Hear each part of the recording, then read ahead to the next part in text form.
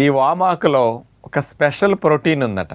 ఇది kidney stones రాకుండా ఎక్కువైన కాల్షియం ఇది ప్రోటీన్ లాక్కుని స్టోన్ ఫార్మేషన్ కాకుండా చేయడానికి కొంత ఉపయోగపడుతున్నదని ఇది ఇరాన్ వాళ్ళే ఇది కూడా చెప్పడం జరిగింది. అంటే దీని మీద చూడండి ఎంతోమంది ఎన్నో దేశాల వారు రకరకాల పరిశోధనలు చేశారు. కాబట్టి వామాకులో ఉండే ఔషధ గుణాలన్నిటినీ మనం చక్కగా శరీరానికి అందించగలిగితే ఎంతో సింపుల్గా ఇట్లాంటి సమస్యల నుంచి బయటపడవచ్చు.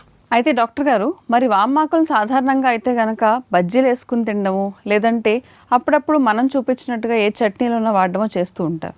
మరి అలా కాకుండా ఇంక వేరే విధంగా ఉపయోగించుకునే అవకాశం ఏదైనా ఉందా? వామాకుల్ని కొంతమంది కూరల్లో కూడా వాడుతూ ఉంటారు. అంటే దాని వాసన వేరు కదా. అవును. ఇంకా వాటితో పాటు అండి ఈ కషాయాలు మనం చేసుకుంటున్నాం కదా, ఆ కషాయాల్లో ఈ వామాకులు వేసి కూడా మరిగించవచ్చు. ఎందుకంటే లంగ్స్కి చాలా అవసరం కదా. ఇది మెయిన్